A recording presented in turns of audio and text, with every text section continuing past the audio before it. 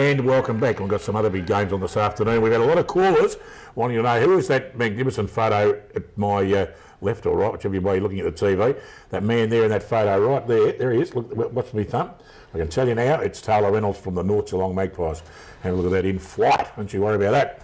Now, as I said, some big games on this. Don't laugh, Smithy. Big games on this afternoon. And nothing bigger than the one at the Kevin O'Leary Oval, the East Geelong football ground, with the East Geelong Eagles. They take on the North Geelong Magpies, who are reeling after their shock loss. Well, not such a shock loss, but a big loss to the Belpost Hill Panthers last week. Dale, do you think North Geelong can bounce back? No. Jeez, thanks very much. No, look, I shouldn't say that. They probably can. If they're playing anywhere near their best, they're as capable as any side in the competition of winning games. But look, on last week's performance, you'd have to think they'd have to get themselves back to just doing the basics. And I suppose Frank, during the interview, mentioned that they didn't pick up and allow players to run free. If they do that with East Geelong, then they're going to get absolutely slaughtered going forward. I don't think they've got the defence tall-wise to handle guys like O'Leary, Closter, Scrobble if he happens to fall down there, Cameron if he plays forward, because I think he's just a really good footballer. He only plays, I think, 1 in 3. I think they were 3 in 1 or something. He's in for 3 and out for 1 or something because he's at work commitments. But it's going to be a real big job. Madison's a bit of a danger there. His shoulder, if he doesn't get back, it really puts a lot of pressure on their defensive end, and that means they've got to really use probably a Marley Swain down in defence, which from, I suppose, North Geelong's point of view, they'd rather have him running through the half-forward line or through a wing because he's a good long kick of a football.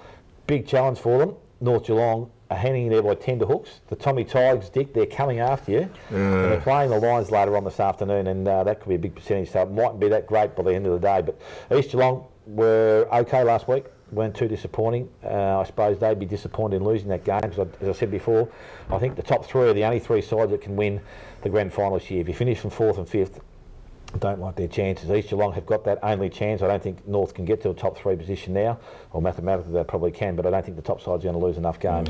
Very important game. I'm going to stay with the home side, unfortunately. I know that North finished well last time against this lot, but there's a lot of things in football, but I don't think they can. East Geelong for me.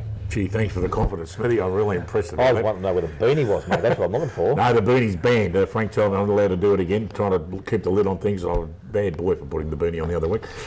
A lot of trouble, folks. David, what do you reckon, mate? Can East Geelong knock off the North Geelong Magpies?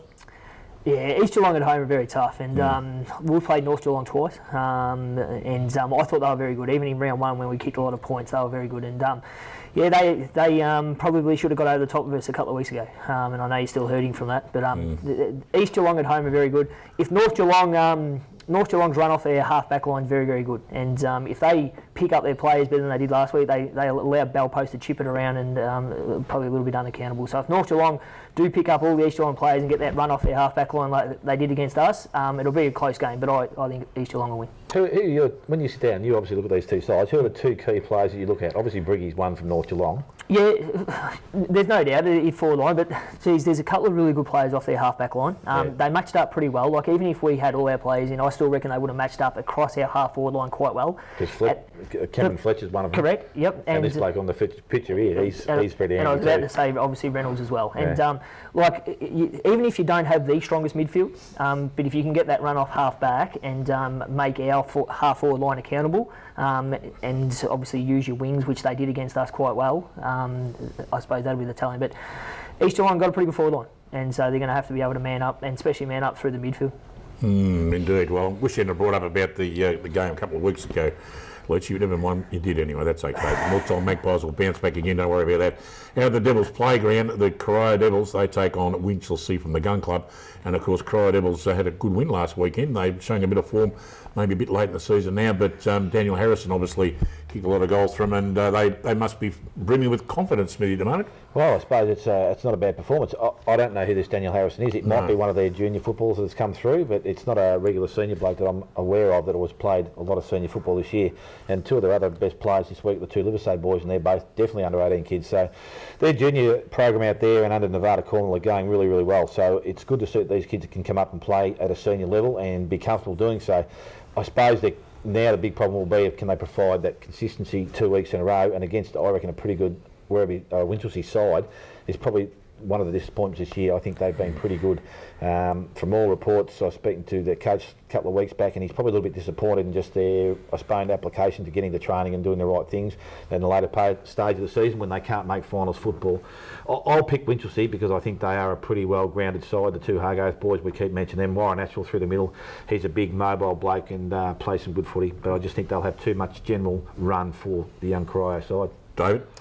Yeah, tough one for Winch. Cryo's always a different side at home, and they're very tough to beat there, even when we went down there. And so probably a little bit weather dependent. A bit wet down there. Cryo really love having a crack in the wet, and Winch, when they played us at home, they stood up for probably the first half and then fell away. So if they put 4 quarters together, I reckon Winch will get over the top.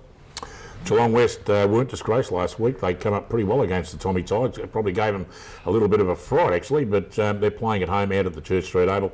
They take on the Anarchy Roos, and probably both games, of course, are just playing for pride at the moment. Smithy, they were pretty impressive last week against Thompson, though, Geelong West. Yeah, only went down by a bit over a goal, so yeah, that's a pretty good performance.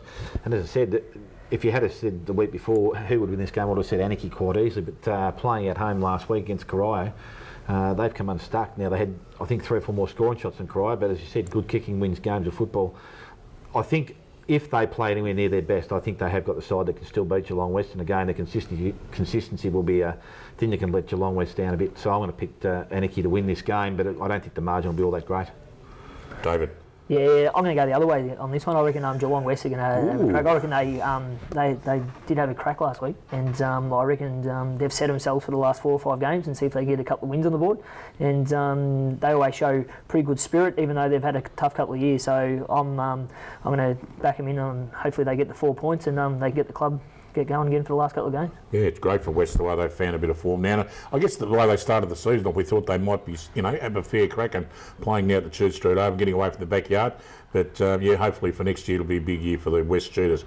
And of course, out at the Winter Resort, the Belmont Lions, who haven't won a game this year, and of course had a terrible day last week up at the Duck Pond, won't be much better this afternoon. I'll start with you, David. You saw Belmont Lions last week. You can't see them knocking Thompson off? No, I don't think so, Dick. What will actually happen is, in regards to Belmont, they actually came out and with really good spirit for the first half, for the first quarter last week. We only scored a goal in the first quarter, and they played with a fair bit of spirit and 1-on-1. So, although they're improving and they're a good football club, Thompson will definitely get the points. In a word, Smithy. Thompson 25 goals. Oh, jeez. Now that's all the games on this afternoon. Thank you, David, very much for coming in this morning. All the best for Werribee Central for the rest of the year. Cheers. Good on you, mate. Thanks, and Smithy, have a great afternoon. Don't worry about that, mate. No worries. And a big day on tomorrow, of course. The man turns the big 5-0. It's not me. No, it's not you. It's the big Cogsy, our floor manager, Brian Coughlin. Cogsy 50 tomorrow out at the Belmont Lions Footy Club. Where else? Be a great day. Happy birthday, Cogsy. From everybody associated in local footy, we all love you. So have a great day. If you can remember the day, that'll be fantastic. Well, that's it for another morning. We'll see you all again next Saturday morning. Have a great afternoon in footy. Bye for now.